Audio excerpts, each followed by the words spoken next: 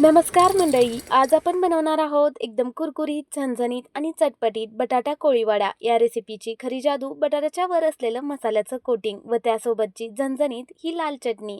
कोळीवड्याची चटपटीत चव आणि या लाल चटणीची झणझणीत चव, दोघांची जोडी एकदम भन्नाट लागते।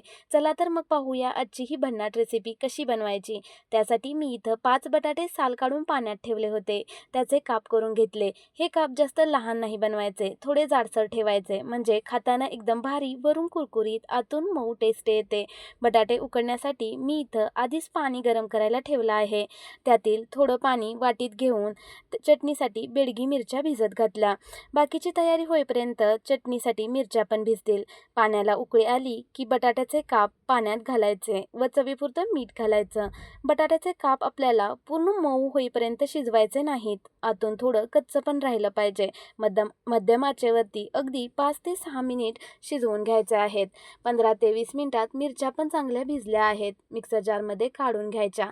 या मिरच्या जास्त तिखट नसतात, पण रंग आणि चव अगदी अप्रतिम असते। चटणीसाठी 1 वाटी ओल्या नारळाचे काप, 2-3 चमचे शेंगदाणे, 1 चमचा तीळ, 5 ते 6 लसूण पाकळ्या, थोडीशी चिंच, जिरे, चवीनुसार मीठ व थोडीशी अगदी पाव चमचा साखर घालायची व गरजेनुसार पाणी घालून मिक्सरला फाईन पेस्ट बनवून घ्यायची।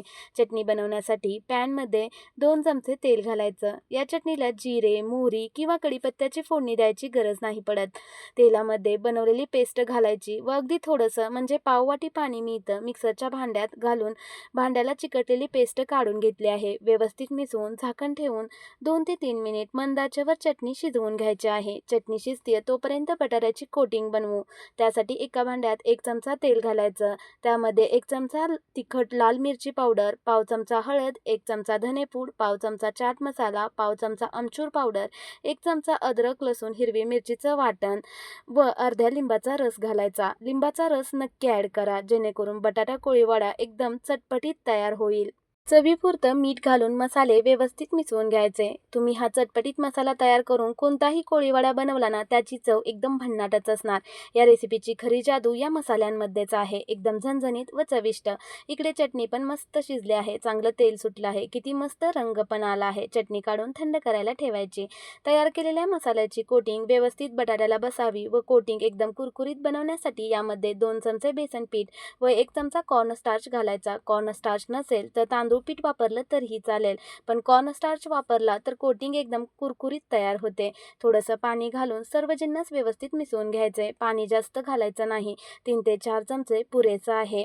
आता यात उकडलेले बटाट्याचे काप घालायचे व हलक्या हाताने घोळून घ्यायचे। मी थोडं थोडं घालून सर्व मसाला बटाट्याच्या कापांना कोट करून घेतला आहे। तेल कडकडीत गरम करून घ्यायचं व बटाट्याचे काप एक एक करत तेलात सोडायचे।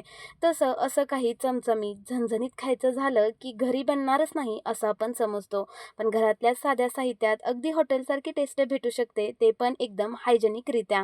तुम्ही पाहू शकता किती सुरेख रंग आला आहे आणि चव तर त्याहून भन्नाट। मध्यम आचेवर वरून कुरकुरीत होईपर्यंत मस्त बटाटा कोळीवडा तळून घ्यायचा। कुरकुरीत चटपटीत बटाटा कोळीवडा व त्यासोबत झणझणीत लाल चटणी। मी जेव्हा पहिल्यांदा बनवली होती ना, तेव्हा वाटलंच नव्हतं एवढी जबरदस्त कॉम्बिनेशन असेल। तुम्ही कधी या पद्धतीने बटाटा कोळीवडा ट्राय केला आहे का? व नसेल तर एकदा नक्की ट्राय करा। तुम्हाला पण माझ्यासारखं जर झणझणीत चमचमीत खायला आवडत असेल ना, तर तुम्ही पण याचे नक्कीच फॅन व्हाल। रेसिपी आवडली असेल तर लाईक, शेअर, सेव्ह करा व अजून तुम्ही आपल्या चॅनलला सबस्क्राईब केलं नसेल तर पूजाच रेसिपी मराठी या चॅनलला सबस्क्राईब करा। Thank you for watching.